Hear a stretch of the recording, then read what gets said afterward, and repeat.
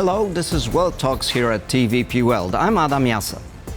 German conservatives, who came first in last month's general elections but failed to win a majority, have started talks with the Social Democrats of outgoing Chancellor Olaf Scholz about forming a grand coalition. Parties are under pressure to clinch a deal fast. As Germans revel in Carnival season, likely German Chancellor Friedrich Merz is desperate to find a coalition government to lead. Denn liebe Freundinnen und Freunde, Dear friends, the world out there is not waiting for us, nor is it waiting for lengthy coalition talks and negotiations. We must now quickly regain our ability to act. damit wir im Inneren das Richtige tun können. That was CDU leader Merz on election night, well aware of the tall task at hand. Well aware, too, of the rise of the far right, with the AfD clinching around 20% of the national vote.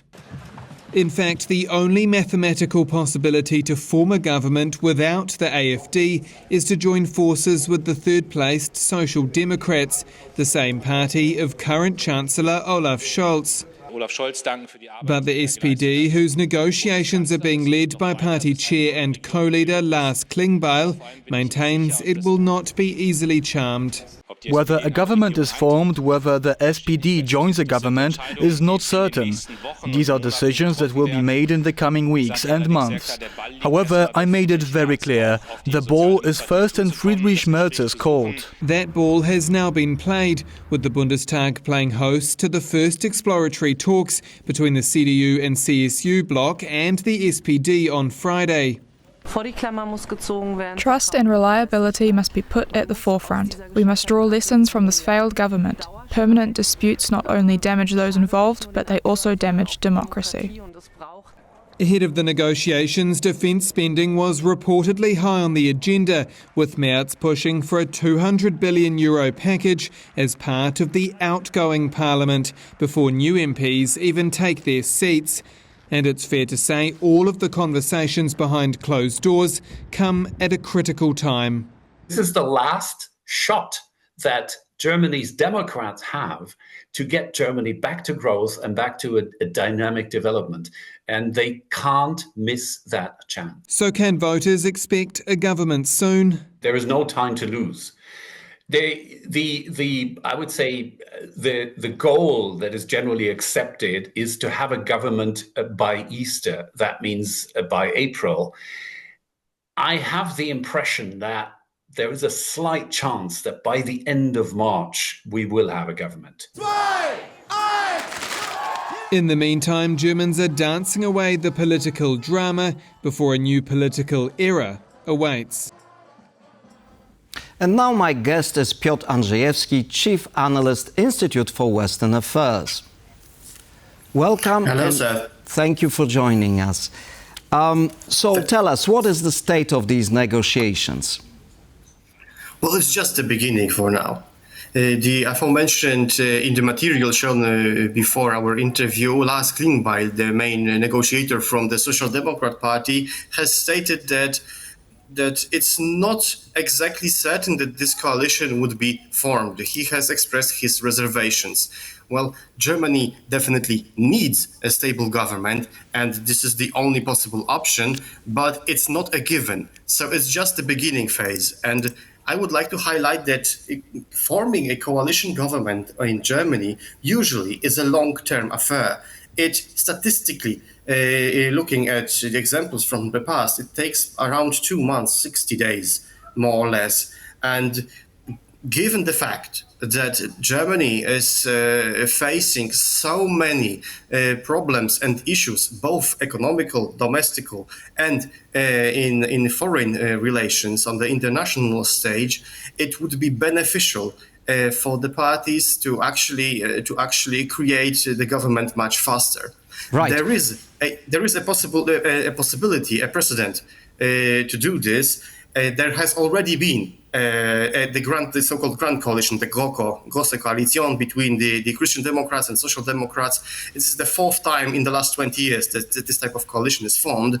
So there is an experience, and there is a possibility to actually create the so-called, it's like a looser coalition agreement or coalition deal. It doesn't have to be a hefty 300 pages document. They can agree on the very basics, divide the ministries between the two parties, and then agree to cooperate more deeply later on. There is a possibility like this, but at the same time, because of the rising tensions and the rise of the parties on the far right, namely the Alternative für Deutschland, and the far left, namely the Die Linke Party, the political system in Germany has changed.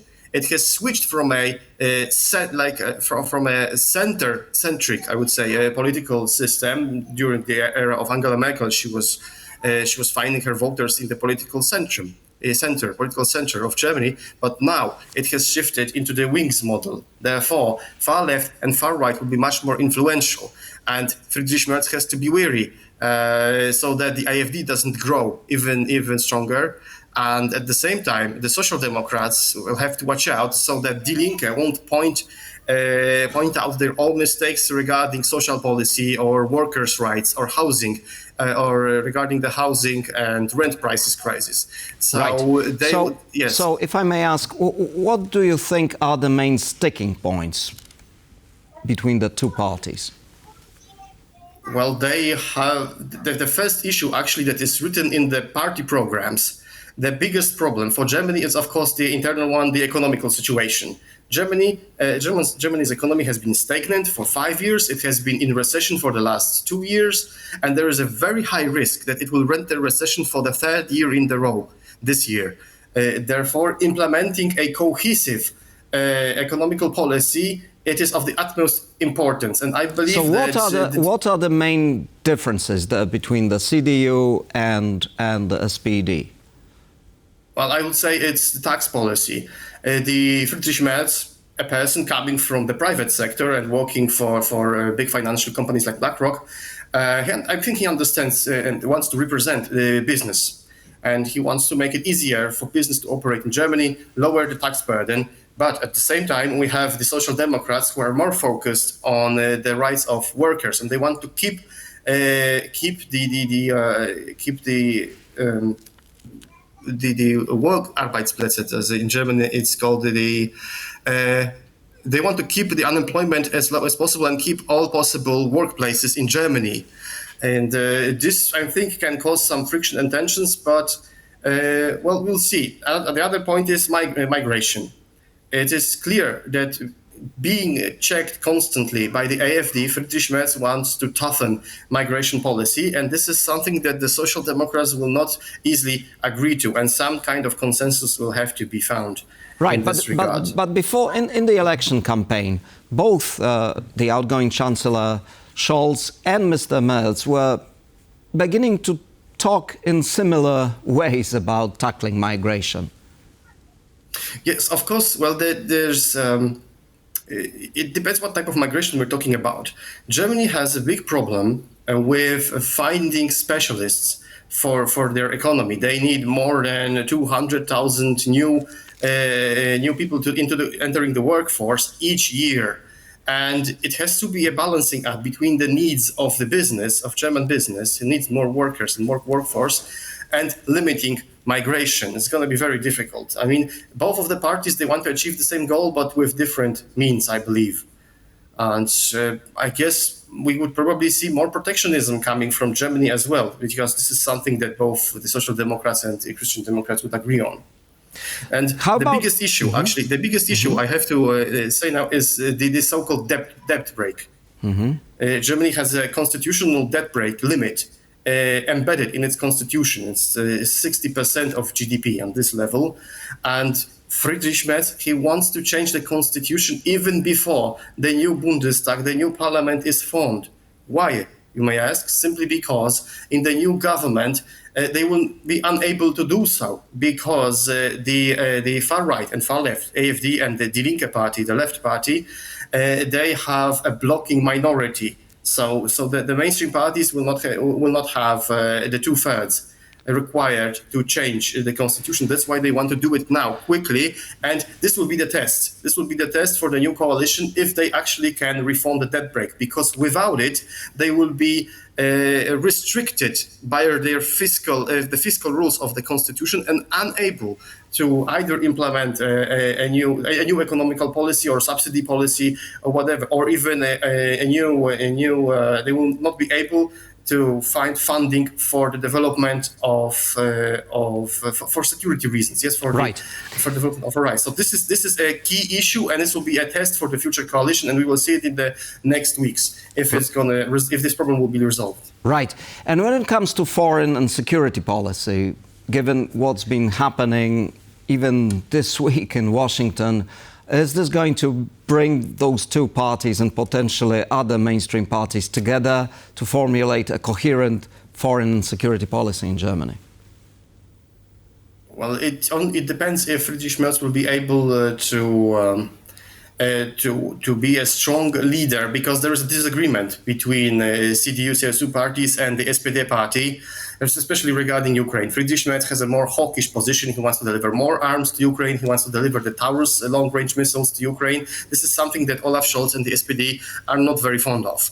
At the same time, there is an understanding that a new type of European policy will have to be introduced. Friedrich Merz has for years criticized the former Chancellor Olaf Scholz for damaging relations between Germany and France and Germany and Poland.